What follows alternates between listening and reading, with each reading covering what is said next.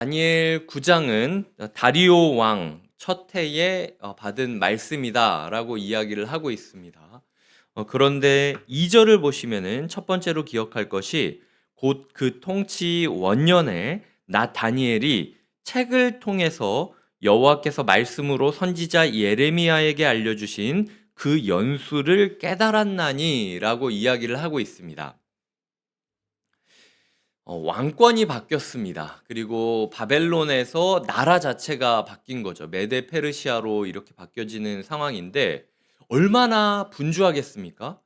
정권이 바뀌면 모든 것을 다 뒤집고 시작하지 않습니까? 그러니까 어, 바벨론 왕의 그 관리로 살았었던 이 다니엘에게도 이 해가 모든 것이 바뀌고 모든 것이 어수선했던 통치 원년이었다라는 거죠. 그리고 제국 통치 원년에서 조율돼야 될 일이 굉장히 많음에도 불구하고 제가 놀라웠던 건 다니엘이 말씀을 묵상하고 있었다라는 게 놀라웠고요.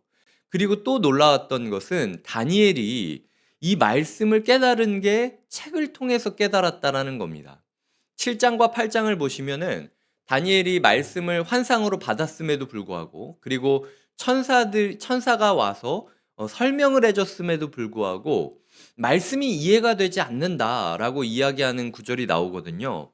그러니까 환상을 통해서도 말씀을 이해하지 못했고 천사가 눈앞에 와서 설명을 해주는데도 말씀이 이해되지 않았습니다.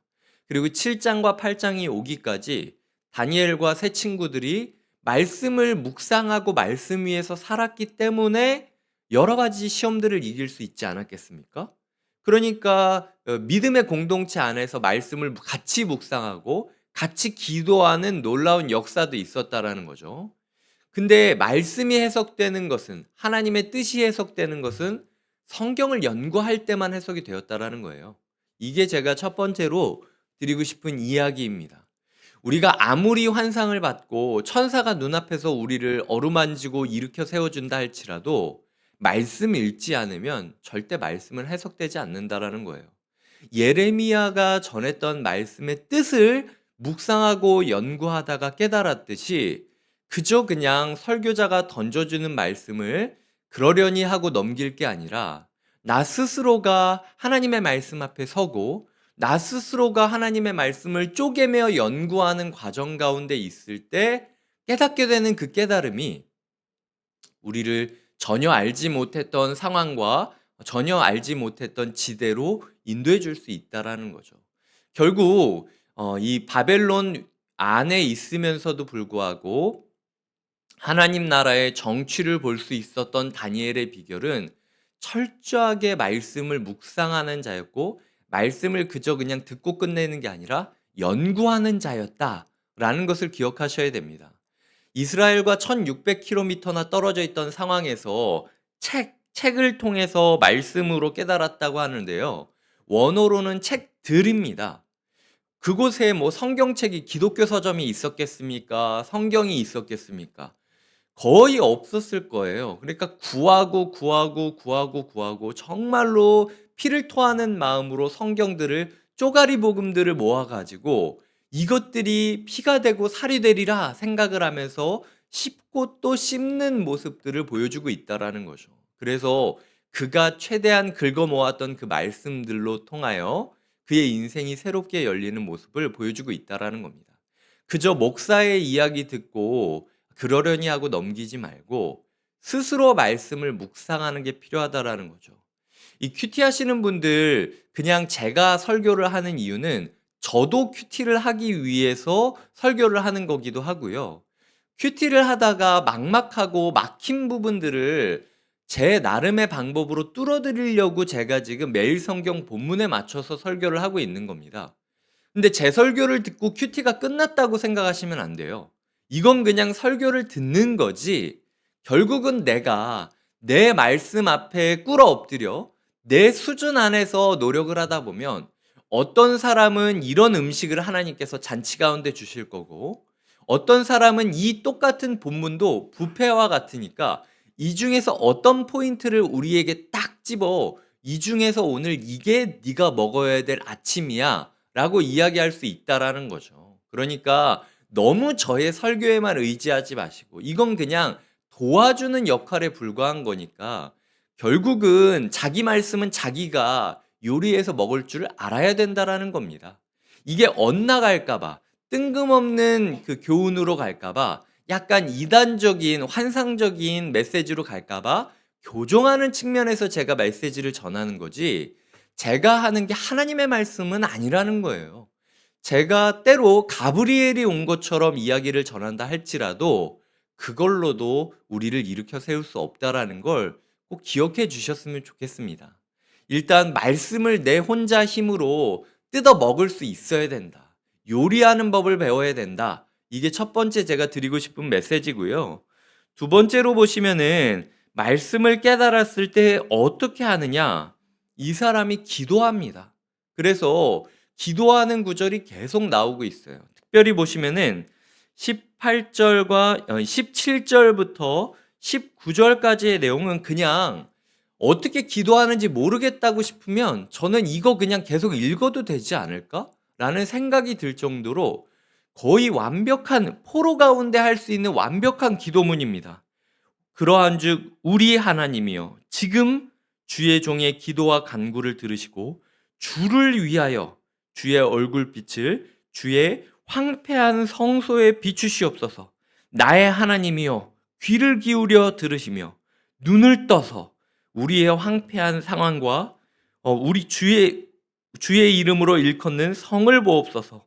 우리가 주 앞에 간구하옵는 것은 우리의 공의를 의지하여 하는 것이 아니요 주의 큰 긍휼을 의지하여 함이니이다. 주여 들으소서. 주여 용서하소서. 주여 귀를 기울이시고 행하소서. 지체하지 마옵소서. 나의 하나님이여 주 자신을 위하여 하시옵소서. 이는 주의 성과 주의 백성이 주의 이름으로 일컫는 바 됨이니이다. 그냥 이 구절들을 읽기만 하고 외우기만 해도 저는 충분히 기도가 될 수 있다고 생각해요. 완벽한 성경 연구의 모델을 보여주었고 또 이번에는 완벽한 기도의 모범이 되어주고 있는 게 다니엘 9장 1절부터 19절까지의 모습이라는 거죠. 그래서 우리가 그냥 기도를 그냥 배울 것이 아니라 실제로 기도를 해야 된다. 다니엘은 이 바쁘고 이 황망한 상황에서도 끊임없이 기도하는 사람이었다라는 것이 두 번째 교훈이고요.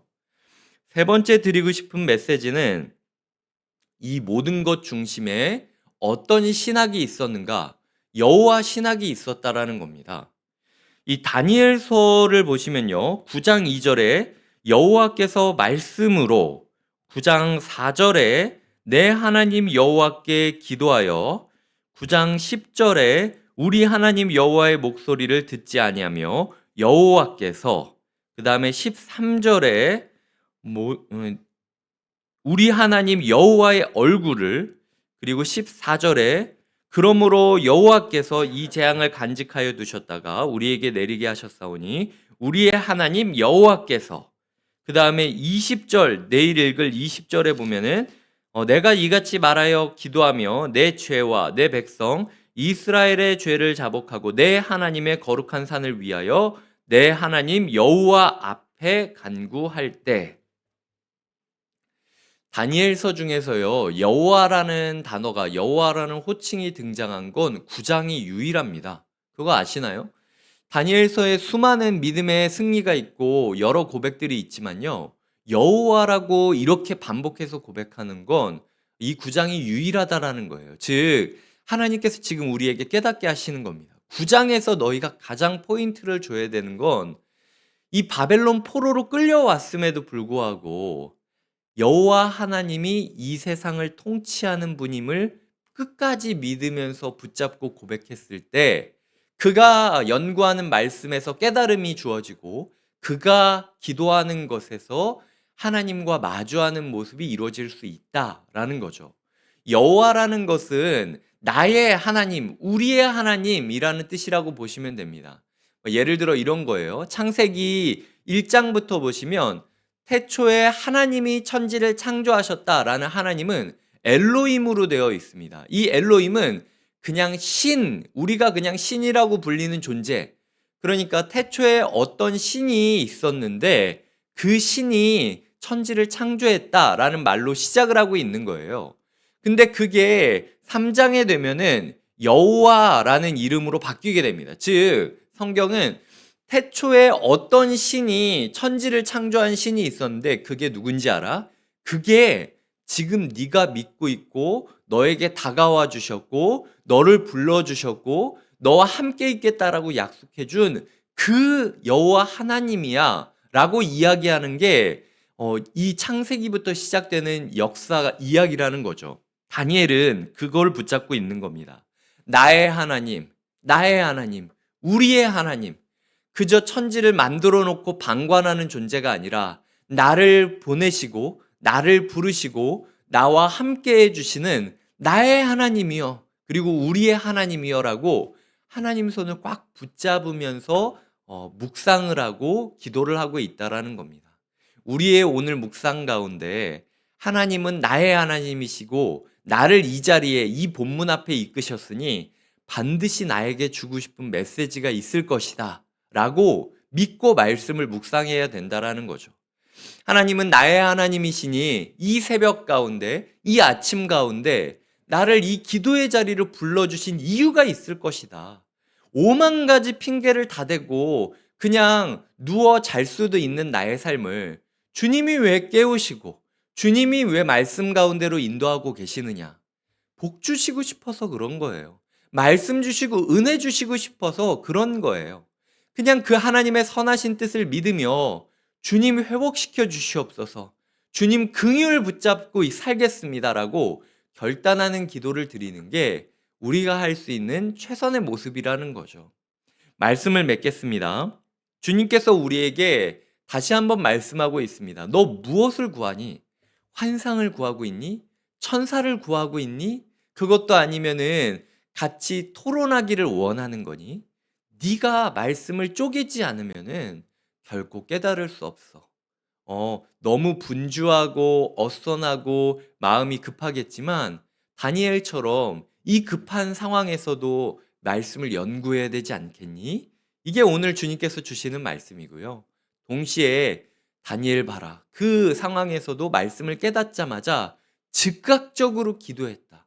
너의 삶 가운데 깨달음이 있을 때, 이거 하나님이 뭔가 도와주실 것 같은데? 라고 생각하고 기도하지 않으면 소용이 없어.